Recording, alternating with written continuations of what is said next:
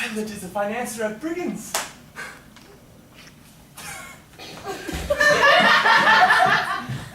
Won't you go with him, Davy? Oh, you cut me to the heart and were wanting me to go. It belongs to you, Anne. Forgive me. I must speak of it. I love you. Oh, I love you. What's the good, Davy? You know that my mother is determined that I shall marry Jack. Jack? It seems absurd, doesn't it? You mean to say that Jack has been playing with me all this time? That he's been urging me not to marry you because he intends to marry you himself? No, you must believe that I said that. I don't think for a moment that Jack knows his own mind. But it's clear from my father's will he wished me to marry Jack, and my mother is set on it. But you are not bound to sacrifice yourself to the wishes of your parents. My father loved me. My mother loves me. Surely their wishes are a better guide than my own selfishness. Oh, I know how unselfish you are, Anne. But believe me, though, I know I'm speaking in my own interest. There is another side to this question. Is it fair to Jack to marry him if you do not love him? Is it fair to destroy my happiness as well as your own if you could bring yourself to love me? Davy, you are a queer creature. A good boy. Is that all? That's a great deal, I assure you. You would always worship the ground I trod on, wouldn't you? I do. Sounds ridiculous, but it's no exaggeration. I do, and I always shall. Always is a long word, Davy. You see, I shall have to live up always to your idea of my divinity, and I don't think I could do that if we were married. But if I marry Jack, you'll never be disillusioned. At least, not until I grow too old. I too shall grow old, Anne. And when I'm 80, one white hair from the woman I love will make me tremble more than the thickest golden tress from the most beautiful young head. Oh, that's poetry, Davy, real poetry. It gives me that strange sudden sense of an echo from a former existence, which always seems to me such striking proof that we have immortal souls. Do you believe my Davy, if it is to come true, then you must lose me as well as love me. Davy, I wouldn't for the world destroy your illusions. I can neither take you nor let you go. I can see exactly what will suit you. You must be a sentimental old bachelor for my sake. And I'll kill myself! No, I won't. That wouldn't be kind. You never have a bad time. You'll be very nice to women and you'll go a great deal to the opera. A broken heart is a very pleasant complaint for a man in London if he has a comfortable I income. know you mean to be kind, Anne.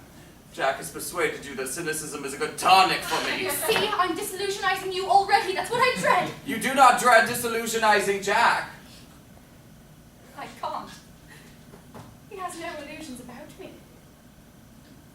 I shall surprise Jack the other way. Getting over an unfavorable impression is ever so much easier than living up to an ideal. Oh, I shall enrapture Jack sometimes. I don't doubt that. You will enrapture him always. And he, the fool, thinks you would make him wretched. Yes, that's the difficulty so far. Shall I tell him that you love him? Oh, no, he run away again. And would you marry an unwilling man? What a queer creature you are, Davy. There's no such thing as a willing man when you really go for him. I'm shocking you, I suppose. But you know, you are really getting a sort of satisfaction already in getting out of danger yourself. Satisfaction?